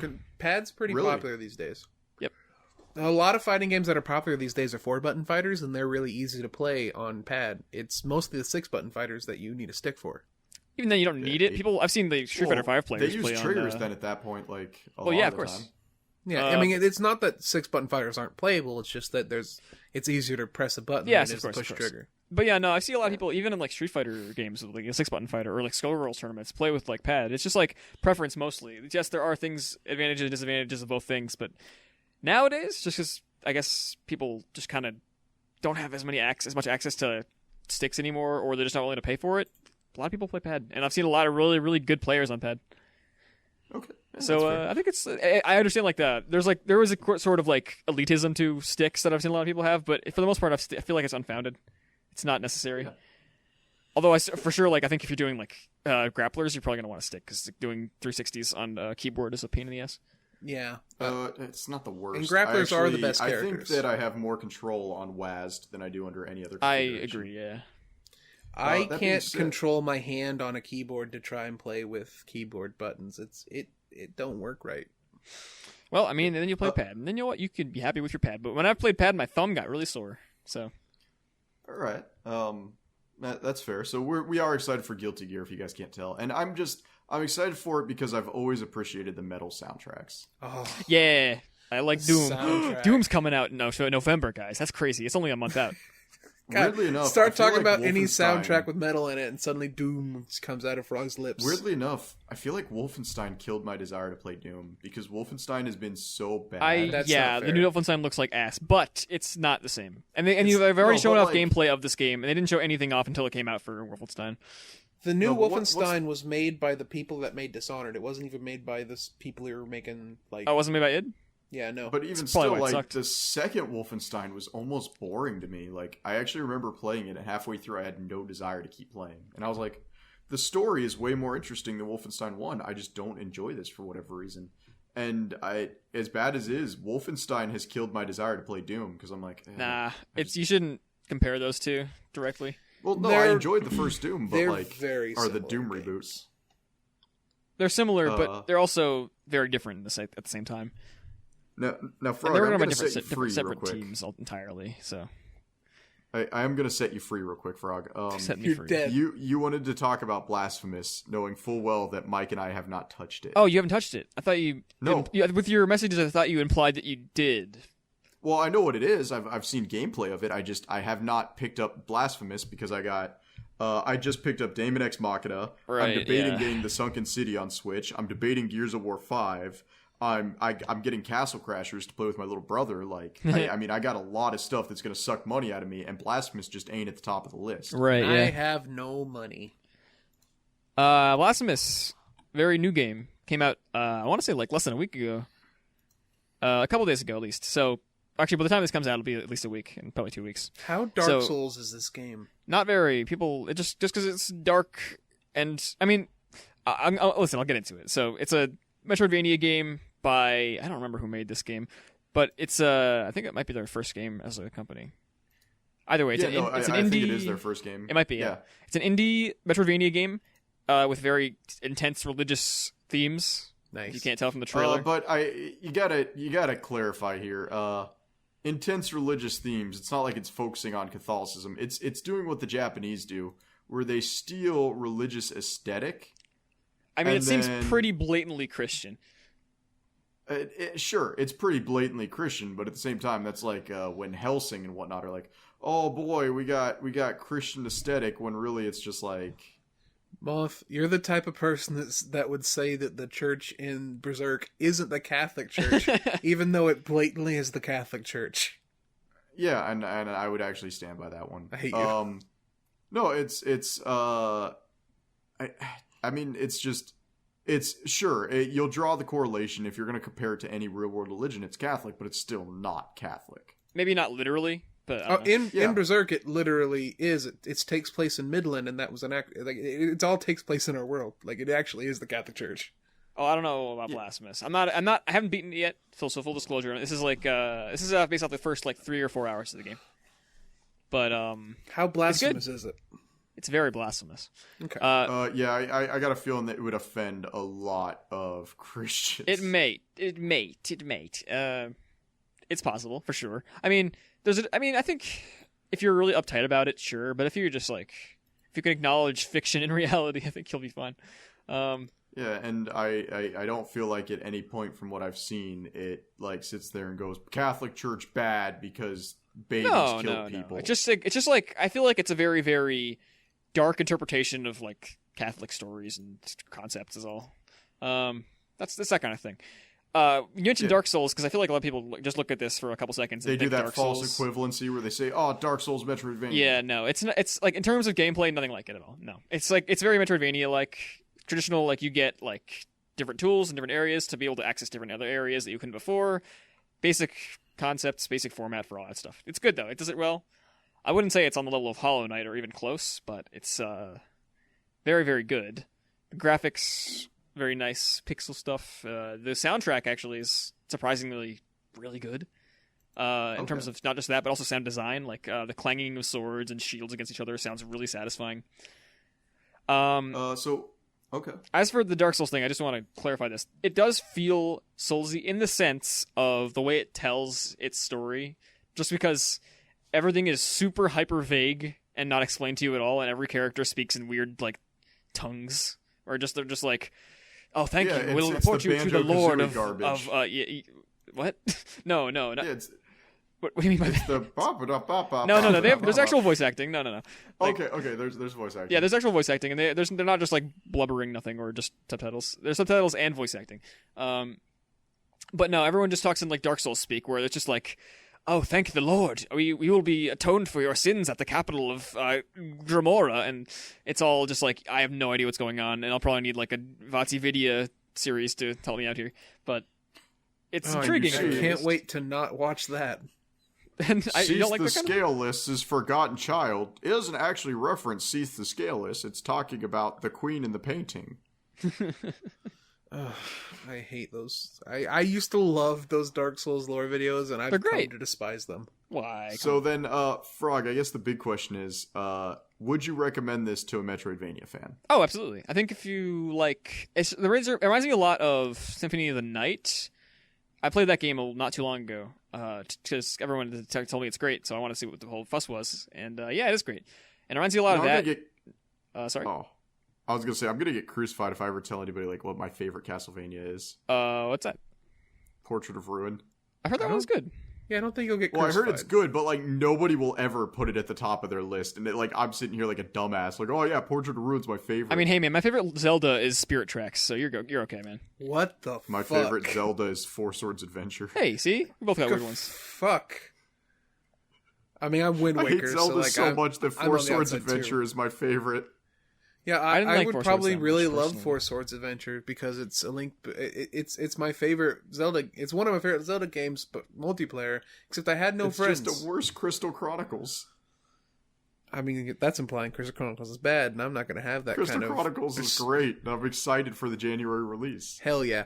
Dude, okay, what are you getting on Switch? Well, there's no other way to get it. It's coming to PS4, I believe. That's retarded. If it comes out on PC, I would get it over the Switch, but that's a Switch game. Fuck you. When it comes out, we're playing together. Sure, sounds good to me. I'll pretend I have friends. Frog, we're gonna get you. We're gonna get you a Switch with No, thanks. with the podcast money that we don't. I'm make. good. I'm good, dude. Speaking of which, this is sponsored by Honey. No, we're not sponsored by Honey. We did this joke already with the other thing. The joke. Honey supports all sorts of content creators, such as white supremacists. I can't say that. Oh Lord, Moth. Let's not make this political, man. No, I was making fun of like the drama between PewDiePie this week, where everybody was screaming that like God. Honey was trying to fix his relationship. Let's with not the even talk about that. People are gonna get mad no matter what we say. Well, no, it's. I think we just hit the joke well enough that we can move on now and we won't get murdered for it. By the way, despite what Mike was saying, it was his idea to bring up PewDiePie this episode. Now, moving on, Daemon X Machina. Oh, fuck me. So, this is interesting, and I'm going to take a moment to actually be a game journalist again, even though it's been, like, well over 5 years. Probably less than that, like 4 years. Daemon X Machina, for those of you who don't know, it's a mecha game, and a lot of people that I know in my inner circles have been calling it a Armored Core 4 Lite. And I don't know if you guys ever played the Armored Core series. I'm I familiar with know of it because FromSoft made that, and I like that Yeah. company very much. A lot of mecha fans feel like that the last great mecha game was Armored Core 4 Answer. And there's always been this weird stigma with mecha games that a lot of reviewers don't get them.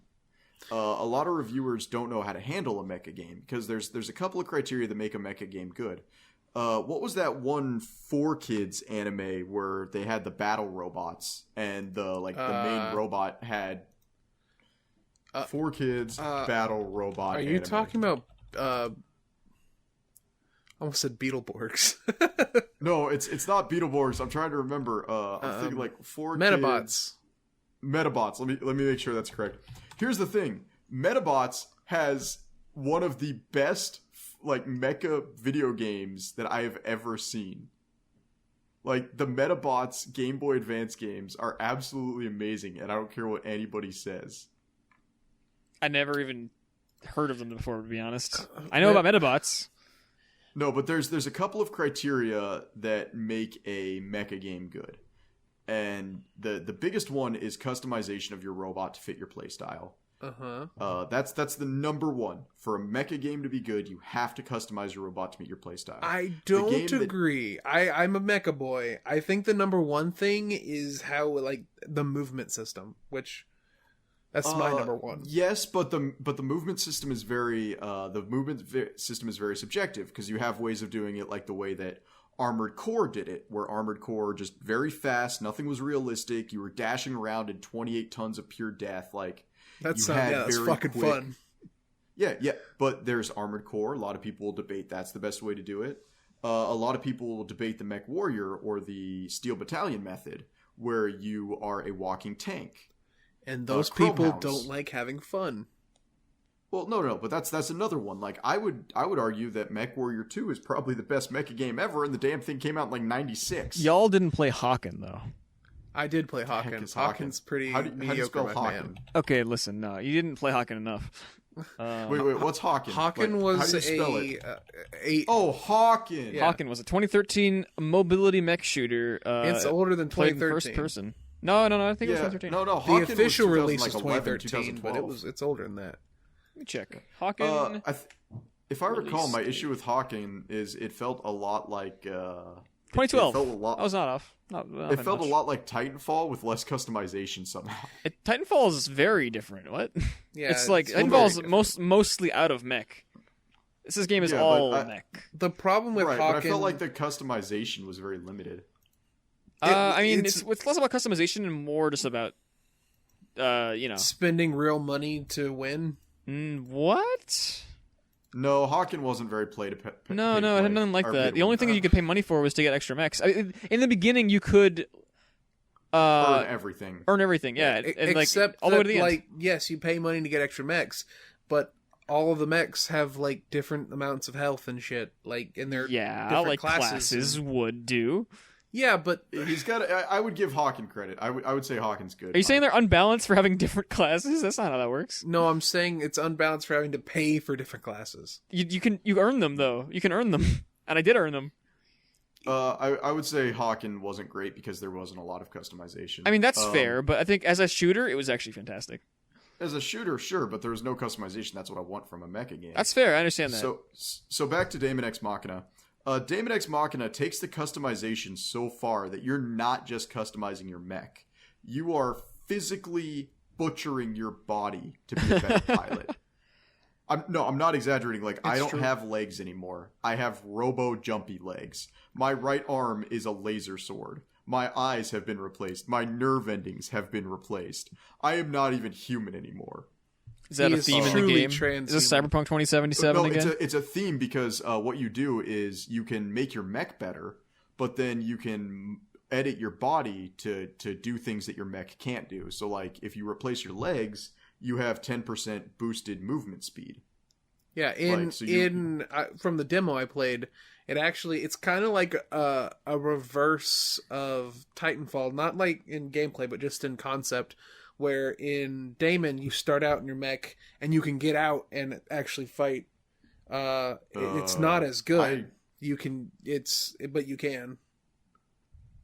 I have not gotten out of my mech at any point yet, and I'm like at the end of D rank missions, so I don't know. Yeah, they may have taken the feature out because it was the first demo, and that was the feedback demo. But you could back then, like, you could get out, and there were some situations where getting out of your mech would allow you to. I don't even remember. Like, I didn't even learn about it until the last mission of the first demo, because it wasn't part of the game's like actual the demos. Like, well, you can get out of your mech, tutorial. but it's just the hub. No, this was in the game. I remember it. But I would say the biggest downfall of the Daemon X Machina, and they actually tried to fix this, funny enough. So the demos are hot garbage. Don't use them as a reference because the game is much better than the demos. I would say the controls hurt my hands. And they actually tried to fix that before the game launched by releasing $50 controllers for the game. Wait, really? I would say the combat's really good. I would say the gameplay's really good. The customization isn't quite as good as Armored Core, but it stands up well enough in its own. I would say Daemon X Machina is the mecha game everyone has been waiting for since 4 Answer. I'm still waiting for. Are you about to give it a fucking number? You fucking. I'm gonna give it a number. I was a game reviewer. I've earned this right. I can go back and call in my game reviewer right anytime I want. I would say it is far from perfect. It definitely wasn't one of Nintendo's A-list titles, but I would give it an 8 out of 10. I think that I really just want another super robot game like the Kojima one that I forgot the name of right now. Metal Gear Solid? No, he made another game. Oh, series. Zone of Enders? Yes. I want another Zone of Enders so bad. See, I never played Zone of Enders, but a lot of people are drawing parallels between Zone of Enders and Daemon X Machina. You should play Zone of the Enders too. Number 1 doesn't matter. No. Like I played both of them. No. Number 1 is it's like a 2-hour experience. It's bad. No, that's not happening. It's so fun to pick up an enemy and throw it at people and shoot out your funnels. You can do that in Daemon X Machina. Oh man, that I need to get Daemon X Machina because it sounds like it has a lot of zone stuff in it. So once again, I'm going to say this. Current reviewers are absolutely retarded. The people they put on Daemon X Machina, I'm pretty sure have never played a mecha game in their life. It's bad. Like, just reading the reviews, I feel like a lot of people are looking for something that isn't in Daemon X Machina. Daemon X Machina is everything fans want. It's a game where you pilot robots and blow stuff up. It lacks a strong enemy variety. The biggest enemy variety you get is bosses and occasionally other pilots, but overall you're just shooting down drones. It lacks a strong enemy variety, and it takes a while before you're getting weapons, but it's a good game. It doesn't lack faults. It has plenty of faults. But I feel like there was love and soul put into it, and it's people who've been waiting for a sequel to 4 Answer have a new game to play. Actually, like, when it comes to the reviewer thing you said, you're very much right. Like, Astral Chain is another great example of that, because the Astral Chain reviews have been, like, not great. But that game is I would say it's the second best Platinum game. Easily. What, Ash Chain? Yeah, it's amazing. Like, that game is so it's mwah. And it has the most content of any game Platinum has ever made. There's too much content. I've taken a break from playing that game because I've put 30 hours into it and I haven't beat it yet. Yeah, so I really need to go over the fact, like, I just went on Metacritic to take a look at the Astral Chain review, or the Daemon X Machina reviews. XGN, it's fitting that they released this review on September 11th, because this review just bombs in my opinion, because it just tells me how bad the author, like, didn't understand what he was talking about. Daemon X Machina has its ups and downs, with some amazing action and an impressive amount of weapons. Unfortunately, the worlds are completely empty, and it is not strong in the graphical department. Saying a Nintendo game is not strong in the graphical department is the dumbest thing I've ever heard. Like, I'm not giving Nintendo their good boy points here. I am actually saying, like, Daemon X Machina said, we cannot have these massive mecha battles at a steady 30 frame per second rate if we don't have an art style that takes style over substance. It is not going to be as aesthetically pleasing as the next Hideo Kojima game. You can't do that on the Switch. Yeah. They chose what they could do with their art style, and because of it, the game never slows down. Does it look beautiful? Yes. Does it look graphically advanced? No, but the graphics aren't going to age super bad. It holds up on itself. The world being completely empty is entirely subjective. Like, yeah, the hub world doesn't have anything in it, but I never felt like at any point during a mission that I was like, oh, I'm just flying around. Like, you're playing a mecha game. You're not looking to see what the grass textures look like. Those are probably the same people that say, like, pixel art is bad graphics. No, actually, they got their heads so far up their asses now that pixel art always gets a free pass from them. It's like, oh, they're taking an artistic approach. By the way, Fez 2 is canceled. Like, fuck off. Sorry, I try not to curse, but other game reviewers make me so mad. He just channeled all his hate for Phil Fish for like 1 second. Lend me your energy. Speaking of video games making me mad, the last topic we wanted to cover on today, and this is our biggest. This is supposed to be our biggest topic, but we might fizzle out on it because I've just been so pissed now. Borderlands 3. So I'm going to take the helm on this one, and then I've asked Frog to do a little bit of research here. Borderlands 3 pulled some of the shadiest things I have ever seen. And this, once again, coming from my experience doing game reviews. The biggest issue is Borderlands 3 nitpicked reviewers. So they went ahead and they did two things. Two things that really triggered me, like in a like a this is sketchy sort of way. The number one thing they did is they picked reviewers. They said, this guy gets the game 2 weeks early. This guy gets the game 2 weeks early. This guy gets the game 2 weeks early. Oh, this guy didn't like the pre-sequel. Okay, you get the game a week early. Yeah. Or not a week early, a day early. And any good reviewer, like the fastest I've been able to pump out a review and still feel like I did a very good and acceptable review, was Binding of Isaac. And I got the game 2 days before the release, and I played the crap out of it for 24 hours and then wrote my review. Like, a game like Borderlands 3, you can't do that. It is not near. It is way deeper. So the game has an 85 on Metacritic, which for a third game in a series, 85 is very good. Most gamers will buy an 85 game if they liked previous games in the series. However, all these reviews, like, I don't think there's been a single review that came out from the guys who got the game a day in advance yet. Additionally, the other thing they did that was really sketchy is reviewers got a separate copy of the game. Huh. Now, I have in the past, who are the guys who did the Saints Row series, Deep Silver? I think so. Volition. No, but Deep Silver published it. Volition developed it. Deep Silver published it. Okay, but I didn't know that's what you meant. Yeah, well, Deep Silver, I don't know why, but they never really liked game reviewers. And so whenever I got a game from Deep Silver, I had a tag at the end of it. It'd be like, Saints Row 3, press copy. You'd get a dash that would say, like, press copy in your Steam library. And what that meant is you could play the game for 6 months.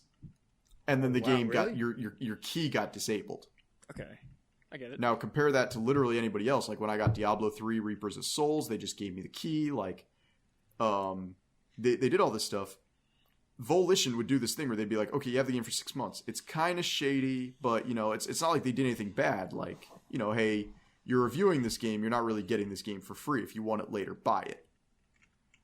These guys actually gave the press different copies of the game. Apparently, the game runs better on press copies, and they can stream it better because there's less DRM choking them in the back end. I think the game is actually optimized differently. Like, it's their version of the game is designed that when they're doing video recording and when they're doing all these other things, the game looks fluid. But then a lot of gamers have been getting on the PC especially, and they've been like, this game chugs, my graphic drivers can't handle it. Why would they release a version that they know is inferior? Because What's of the DRM. point? Oh. Because of DRM. Because they're worried that because they made a bad decision to put the game on Epic Store exclusively, and I don't even hate Epic Store like everybody else does. I just, because they did this whole exclusivity deal, they put a bunch of DRM management on it, and it's really killing Borderlands 3. So, another thing with their nitpicking review sites, the thing they're supposed to do, which I always did, is we would have to submit, like, to a company if we didn't have good press relations with them, hey, our website gets 50,000 unique views a year, or a month. Can we get a copy of your game? And a lot of people set standards, like, if it's a AAA title, you have to have at least 35,000 unique clicks, blah, blah, blah, blah, blah. If it's a video game console, I think you had to have like 250,000 uniques click a month to get the console. Like, so it's just, they did a lot of shoddy things from a developer, and they definitely controlled the reviews. And if you go on Metacritic right now, it has an 85 on Metacritic, but the user score is 5.2. And if you look, like, everybody's like, yeah, this game doesn't run at all on my computer. My NVIDIA graphics card is dying. Like, man, and it's even wilder, dude. Have you guys, like, did you guys see the stuff about how people who bought Borderlands 3 on EGS are now using the Borderlands 2 forums on Steam to try and, like, find fixes for the problems they're having because EGS doesn't have a forum system? Oh, yeah. That's wild. It's so fucking weird, dude. And then there's, like... what is that? Like, that's not even, like, the ending to, like, all the weird shit. Because not only, like Moth said, not only is it oddly functioning, poorly functioning on PC, it's also terrible. Well... And this is something, believe it or not, I'm actually a fan of the Borderlands series. Borderlands 1 is really good. I think Borderlands 2 is the perfect sequel. It is a perfect co-op shooter, and I think it'll stay the best Borderlands title for all time. It has a great selection of characters. I don't even want to talk about the social justice stuff, because that's a hot topic issue that will get people burned to the ground if they talk one way or another about it.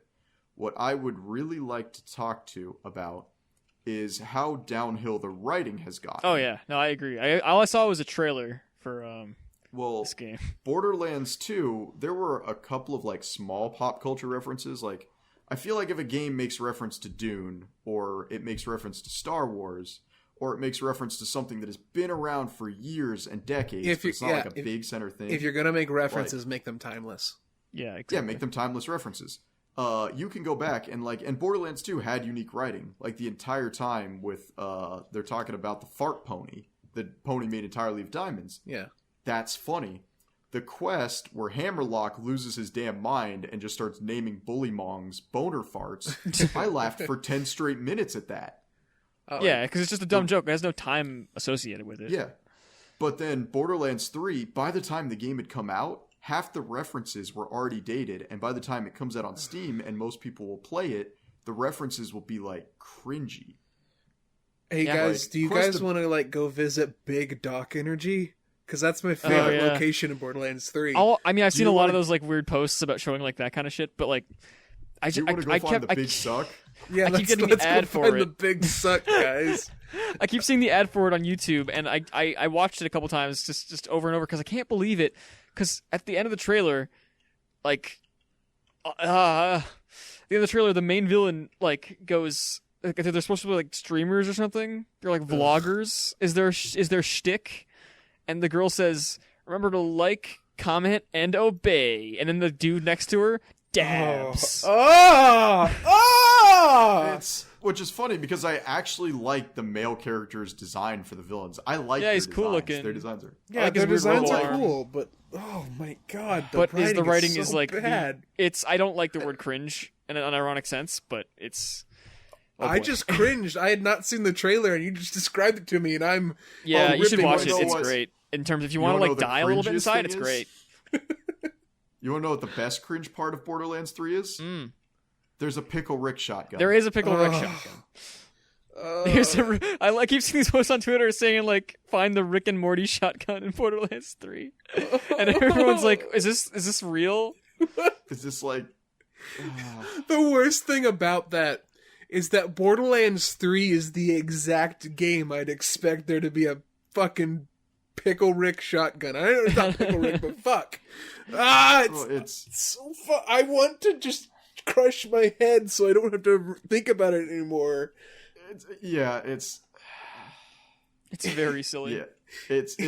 I'm okay with Mimi. Like, Borderlands 2 mentioned Double Rainbow. It mentioned the hide your kids, hide your wife. But Borderlands had enough unique writing and enough things that I felt like it was fine. Like, Borderlands 2 is timeless, and it will stay timeless.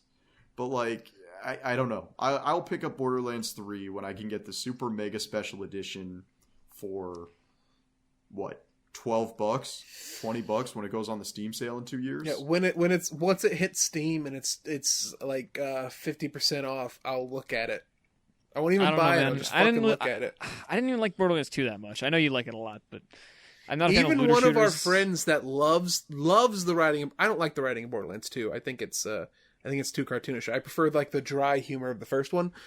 Even a friend of ours that likes Borderlands 2 and was kind of defending 3 before it actually came out was like, yeah, the opening's not great. Like, even he, a stan amongst stans, is like, yeah, it's not great. Yeah. Yeah, no, Borderlands 3, I can't speak for the gameplay. Apparently it's pretty good as far as that goes, but man, I don't want to play it just because, like, yeah, no, I mean, I don't know. I want to believe them, but at the same time, Borderlands 2's gameplay is so like mediocre that I don't really like. It becomes ability spamming because the gunplay is not great. The gunplay is really subpar. In Borderlands 1, your guns are your bread and butter. Like, sure, Brick could like maul things over, and the Siren was pretty good, but by the end of Borderlands 1, like, your guns are the only thing keeping you alive. That's not how it Borderlands is in 2, by the time I'm level 30 with the Psycho, like, I'm never using my guns. I'm permanently pissed off with the Psycho. Borderlands 2, I really love the characters and playing as them. The Psycho's so freaking fun. Oh my god. Yeah. But like, you're using the abilities, and the only time you ever shoot with him is whenever you're dying and you want to get resurrected and drop a grenade and shit. Yeah, so it's Borderlands 3 is not for me, Dab. Yeah, me neither. And if just the game being bad isn't enough to hinder you away, let's remember Randy Pitchford makes money every time you buy a Randy copy. Bitchford makes $1 whenever you click on his face. Magic Man USB filled with barely legal magic. Pitchford. I don't want to like go too far on Mr. Randy because like everyone in the freaking known universe is like talked all about Randy. He'll find this podcast and then he will like contact me on Twitter and be like, "You fucking talking shit." Well, I legitimately think Randy Pitchford is the only CEO worse than the guy doing what's that space game that's been flying around since the dawn of time? No Man's Sky? No, it's the one. I know what you're talking about. Yeah, you're dropping it now too. Oh, right? like, wait! Oh God, I could have told you like if you didn't tell me to think of it. FTL? No. That game's good. Eve? Early access forever. It's that Star Citizen. Star Citizen, yeah. Yeah, I don't even think Star Citizen is a real game because anytime I ever hear anyone talk about it, it's just like, yeah, he released another pre-order bonus for like a $10,000 spaceship in the game. Yeah, I think the only CEO worse than Chris Roberts is Randy Pitchford. That's wild. Video game wise, let's not start talking about the Bezos. So I mean, if we want to like, oh man, Jeff Bezos, yeah, let's talk about the Amazon thing again with the Twitter bots. I haven't seen anything about it since, but oh my god, that was funny. Yeah, like I believe because I played Star Citizen back in 2011 when it was a glorified like tech demo. Yeah. And I'm at the point. I guess you can actually get out of your spaceship now. Yeah, you could. I guess it's going somewhere. I might give it a shot again just to see if it actually has gone somewhere. I don't understand. Have you used that website before? It's a confusing mess. It looks like the game costs thousands of dollars to buy because you spent. I'm so confused. I don't get it. Let's see here. Star Citizen. I think right now I still have the $35 plane that you had to buy to like play the game. I don't know, man. Is Star Citizen just EVE Online for like Yeah, here you brainlets. go. No, I Here think you Star go. Citizen is a money laundering scheme. Yeah, that's what I mean. It's EVE Online for brainlets. Yeah, I have I think I still have like the Mustang Alpha Pack from back in the day. Like you had to pay $35 to even play the game, and they gave you the shittiest like jet you could imagine. So yeah, garbage. Anyway, guys, I suppose that's gonna be We got it. the question to answer. Oh yeah, we do. So we have a really important question. We're going on to questions. We only got the one, and I want to ask. So, coworker, he sent us an email, and he asked us what our top 3 video game characters are that we'd want to hook up with. He told us that he would hook up with Ada Wong from RE, good choice.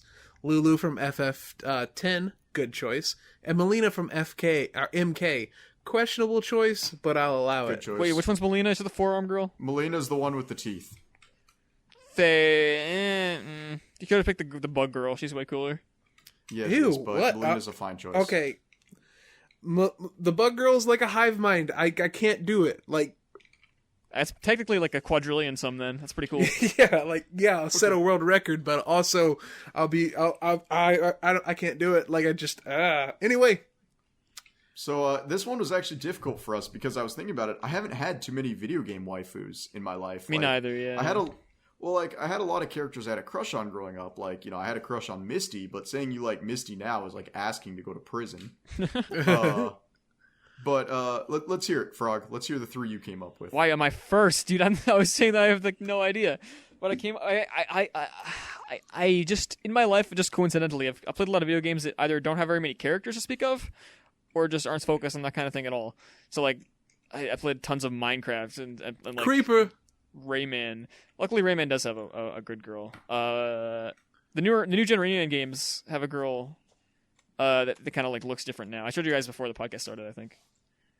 What's her name? Boletta or something? I actually forget her name, but she's like the fairy from Rayman. Elf who, thought. in the new game, not even an elf. She's a fairy, bro. Get it right. She's just like, for some reason, I have no idea why, but in the new game they made her incomprehensibly thick for no She good has reason. weird ball boobs. It's just this art style mostly. Anyway, that's pretty much. I thought of 2 more and I honestly forget them. I mean, I thought of 2 more and I actually forget they are now. Okay. Oh no! Yuzuriha from what Unist. If anyone plays Under Night and Birth. Oh yeah, the cute girl Yeah, with I know the that. rain jacket. Hopefully Yeah, she's she of has- age. I think she is. Yeah, no kidding. No, not the rain jacket. Wait, no. She has a kimono. It's like she hangs out on her shoulders, and she has a big old katana. It's really long. Oh yeah, that girl, right? Yeah. The one with the And the the purple third hair. one I thought of was 2B, but I never played that game, so it's kind of cheating. So Yeah, you probably just saw the source film. pretty with much, the videos yeah, about her. exactly. Oh, Yeah. 2B's great. What about you, Moth? What are your 3 little lovelies? So it's once again like if you'd ask me my anime waifu list, it would just be repeated. Like I said, I really haven't had too many waifus since I was a kid. So number 1 on the list is Tron Bonne from Mega Man Legends. That's not bad. No, number 2 is from a lesser known title. It's Marina. She was the main robot in Mischief Makers. She's a pretty hot squid. Yeah. No, she's yes, she is the hot squid of the Squid Sisters. Yeah. Octopussies, whatever. Oh, hell yeah. God. I'm all about and it. The third one, shouting out to all the Blizzard fans, Isha from StarCraft 2 Heart of the Swarm expansion. Oh yeah, that's a good weird demon bug girl. Wait, am I thinking of the right girl? Remember who Isha is? No, I'm probably thinking of the wrong girl. You probably are. It's Izsha if you want to look her up real quick. How do you even pronounce that? Isha. You're wrong. I mean, I could go find the audio clip of Kerrigan like yelling at her. I don't want to believe All you. right, Mike. You're last up. Okay, so mine are pretty simple. I had to narrow it down quite a bit because What the shit? Like Frog and I are over here like desperately trying to come up with like, Clawing I at had the to narrow freaking it tunnels down. like, please offer us some coochie. okay. My problem is that so many of like my quote unquote waifus are from insanely obscure RPGs that no one has heard of. Oh, I mean, like let's talk about Grandia then. Because Oh, you Grandia, wanna- the first one, had a top waifu. Every single Grandia has a top waifu. We can talk about all Well, of them. Grandia 2 has the demon. But, I mean, think about, like, Grandia 1, man. I actually had forgotten all about her. Holy crap. Why am I retarded? Melina from Grandia 2 is pretty great. Yeah, Not on my list, it's though. like, really? Not on your list? I kind of want to put her... You know what? Fuck it. Number 1 is Ferris from Final Fantasy V. Okay. Now, if you're not familiar with Ferris, she is a total tomboy. When you're introduced to Ferris, she is pretending to be a male captain of a pirate ship. And Yeah, you're retarded. She looks like trash. she's awesome. She's great. Go fuck yourself. Number 2, it'll be Melina. I like her quite a bit from Grandia 2. She's insanely hot. And she's actually super pure because she's supposed to be part of Satan, and then later on she gets separated from Satan and becomes a school teacher in the after credit scene. It's very cute. Wait, what is this again? I believe her name's Melina, isn't it? From Grandia From 2? Grandia 2? Isn't it? Oh, yeah. No, I know you're talking about. I thought for some reason I was thinking Mortal Kombat. I'm like, she never became a school Oh, it's teacher. Millennia, not Melina. Millennial. Yeah, I'm She's- sitting here like, I'm like Frog- actively looking it up while you guys are talking. Frog, you have to look her up. She's just... What's her name? Oh. She's just Princess Peach with horns. She's... Melina from what? Grandia 2. Grand Here, IA. I found a picture from Photo Bucket that's not a dead She's link. got I'll big send it old to you. orange hair and like horns. Here, I just So- posted it in the chat. That is Best. She's the best. Moth has posted a blurry picture of like Peach from Melee. With an- All right, and okay, what's your third? Mike? my third Yep. is Isaac Clarke's dead wife from Dead Space. Really? That's so specific. I don't know if you're doing that just for shock value or not, but I'm still calling the cops on you at the next episode. Yeah, it was just a joke. I wanted to get a rise out of you rubes. Those are rubes. we actually, believe it or not, we have another question. Do we? Oh yeah, Yeah, so next season, March Comes In Like a Lion is getting season that's 3, right. I season forgot. 4. That's a lot of seasons. Medevac wants to know, have any of you seen it, and what are your opinions on the series? No and no. I actually have. I started My watching wife it this loves week. and she's excited. I just recently, sorry Medevac, after shitting on you for last episode, I didn't almost shit forgot on your him. question. I mean, I was tired and inadvertently did. You're a good boy, Medevac. I don't think you're a dummy. I think he is. I watched. I started watching March Comes In Like a Lion You're a a few dummy, days Medevac. ago, and I've watched the entire first season. That show is amazing. Like I've never seen a show in which every character has incredible layers of nuance to the point where even the shittiest character, I don't hate them because I understand why they're such a shitty person. It's a fantastic show. I really recommend it. Go into it thinking, like, when I first started watching it, I didn't like it. And it's because it's very moody and depressing, the first episode. But it ends with some slapstick comedy, and it's like, oh, that feels out of place. But then I realized it's moody and depressing because the main character is depressed. And because he's depressed, he's kind of self-involved. And not everyone around him actually hates him. And it's kind of an incredibly realistic portrayal of a self-obsessed depressed person, which I am one. So I really does good stuff for me. That's a really fantastic show. Thank you, Moth, for remembering me to recommend it to people, because I'm going to go through the second season, and then I'm going to watch the third. Also, on Netflix, you can watch the dub, and the dub is actually pretty good. Yeah, I'm not going to believe a word you just said right there at the end. All right. Well, I think actually what you were trying to get at, Mike, that wraps it up for this week. We had a lot to talk about. I'm glad we did. We went. We are going to do episode like- 10. In episode 10, we're going to do a guilty pleasure list.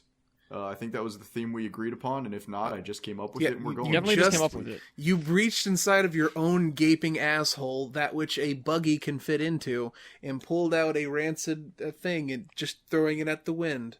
Come listen to episode 10 to hear us talk about a movie we would try and talk about for 3 weeks that Moth forgot to watch. Yeah. Yep. And that'll be pushed on to episode 11. Yeah, probably. Episode All right. episode 11's gonna be, and we're announcing it, I suppose. We're gonna have a guest. Oh yeah, I forgot about that. Yeah, nobody famous, but we are going to have a guest. Oh, we forgot to plug things. Oh yeah, I am English Mike. You can follow me on Twitter at AnnieMikeru. Frog, do you want to spell it? ANIMAIKERU. Thank you. And you can catch me on Twitter and Twitch at FrogKing, FR0GK1NG. I don't post much, but I can post a lot of Meat Clown if you want. Stop posting Meat Clown. I'm not going to stop posting Meat Clown for another week or two. Fucking crime. You are a crime against humanity. Come follow me for extra Meat Clown images daily. And That Moth sounds like is a Moth. threat. Moth is Yeah, there. and I'm Moth. Catch we will Moth see you on guys later. moth.com, where you can see his wide selection of moth pussy. Yeah, I don't actually know. I'm going to go on moth.com so- and see what that actually is. We will catch you guys later. I'm now off to go watch the 50-minute Hideo Kojima, Norman Reedus, and the Funky Fetus trailer they released. I watched on the that. show. That's good shit. Have fun with that one, Moth. All right. Until next time. That was Moth.com awful. is for sale. I'm going to buy my way out of this podcast. Have a good day, everybody. Bye-bye. Have a terrible day unless it's about Meat Clown. I fucking hate you so much. It's